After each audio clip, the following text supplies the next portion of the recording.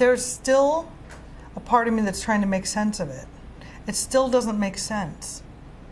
It doesn't make sense that my dad left Poughkeepsie, New York, one sunny September morning and disappeared. I couldn't recognize myself in that moment. It was not the way that I know myself. The actual traumatic event was the beginning. It was like the first swell. What I had in the beginning was shock. I was freaked out. I was, I had a lot of shock symptoms, I think, is what it was. Particular nightmare, I got shot in the back twice, and there's people around, and nobody helps you. It's like you're in so much pain. Then you're by yourself. So this man took me in an alley. This is hard for me to tell. He takes me into this alley. He makes me take off all of my clothes. And remember, it's November and it's freezing. I'm not cold. I am not cold. I went somewhere else. And I knew I had that ability.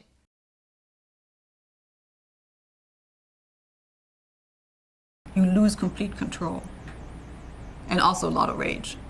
But the trauma, the actual being hit hard by the hurricane of the trauma, it probably didn't come for another 9 months to a year. I was fainting, being taken to the emergency room. That's when things got really scary. A year later, I start to tell myself that I should be better by now. There's an expectation that as time goes on, I think I'm going to get better. But actually, as time goes on, it takes a while for it to come to a head. When I came out of that hospital, I came out with a sister that I call Rage. And I was a girl on the warpath. No, I was not the lovely person that I had been. I came upon a time when I couldn't walk. I just stopped walking. And no one understood. Why was I not walking? Death. There was a sense of death. I'm telling you. You have to outgrow it. You're almost like two people. You have someone who's struggling and doing normal things, and then you have this other part of you that is so angry, so violated, that it demands some attention. It demands some time. The part of the story that isn't told is how many other times we're going to be damaged. That yes, we know about the childhood abuse, but I can guarantee you that 90% of us are also abused later in our life because of how we behave. Because of how we are vulnerable, how we travel alone. We travel in unsafe places. We walk down the streets at midnight by ourselves because we're loners. Or we'll go off with someone that we don't know. Because why? Because they have drugs or alcohol. I stayed a year. My family broke up, went all kinds of ways and places, and that's when I began to have signs of what I would call mental illness. That something that I knew something was wrong with me, right? And that was my first stint at homelessness. I lost my soul that day. Did I give it away? And I never did grab it back, and as a very spiritual person that believes in all things being holy, I got to have that back. Went back to the reservation out in the middle of nowhere, basically, to where I didn't have to talk to anyone. I didn't have to deal with anyone. I pretty much isolated to the nth degree, to where I'm out in the middle of nowhere, no running water, no electricity, but that's the way it is today. But it's just a great place for me to escape, disappear. I think that's the word, disappear. It was violence, abusive to property, and things that I'd yell at my crew. I mean, I would abuse them. I'd threaten them physically, and And at some points,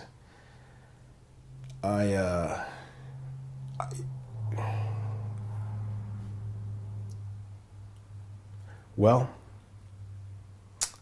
I would figure out sniper positions. And one night I did bring a scope, the rifle scope with me, just to, gaze at a few people. And at that point, that was just before the train accident. So that's when I was getting to my end, I think. Before, I would pretty much study and get someone's pattern down, to where I know what their next move was. I mean, it was sickening what I was doing. I was stalking. Okay. My name is Audrey, and I was diagnosed with PTSD in January of 2007. Most of the time, I kind of pretend that I'm functional and, try to do everything that I'm supposed to do and try to just pretend I'm normal, even though I don't ever feel that way.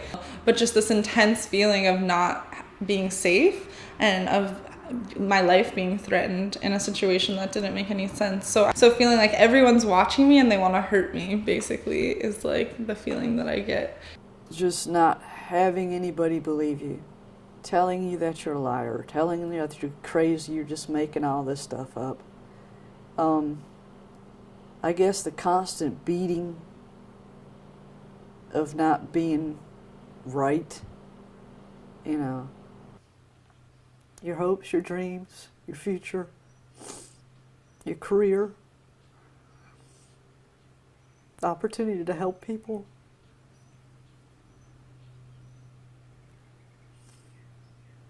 And being independent.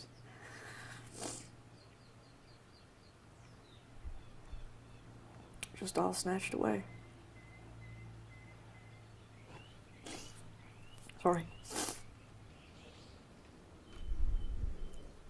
I knew something had to be done or I wouldn't be here. I was suicidal again, and he convinced me that, you got two choices. You're either going to continue in this life or you're not. I felt like I was, sitting next to myself. The music, I couldn't hear myself playing at all. It was like I was completely separated from my physical body. Creating a safe space doesn't necessarily always have to be physical. It can also be just giving someone the sense that they're held and saying, I felt a lot safer with my neighbors who said, they are observant Jews, and it was Shabbat, and they offered to call a doctor to help me, and I said, I don't want you to violate your, and we will do this for you. This is a serious thing, is when I was put on an antidepressant. The reason I was put on the antidepressant by my medical doctor was because the grief was shutting down my immune system. That's what happened. It took a while. It took probably like 8 or 9 months before the real grief came up. Feeling hopeless, feeling alone, feeling sad.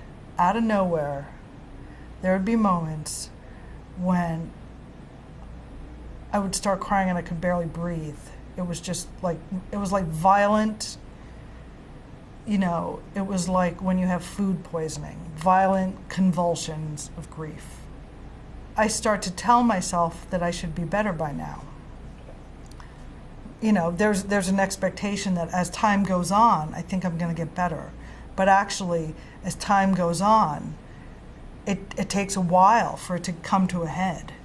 I've been in a dream nightmare in a gas station, and I guess to alleviate the pain, you just light a match and you blow up.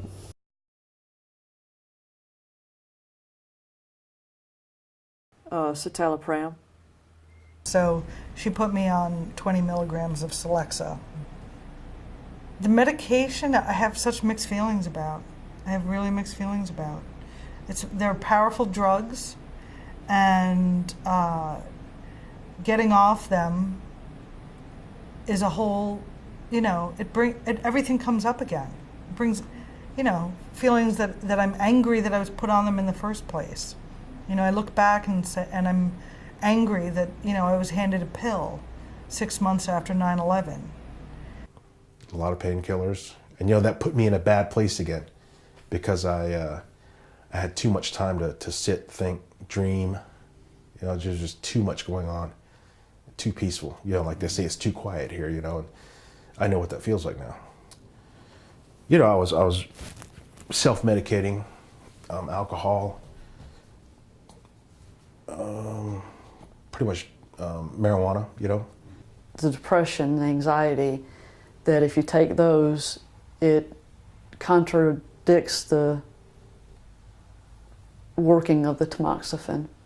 And first, I think she tried to give me Ambien to sleep, I think is what it was, and I couldn't sleep, and it made my sleeping like very weird and bizarre. Like it just made me kind of, my body still, but my eyes were still awake, I think, you know, like just not really, it didn't knock me out.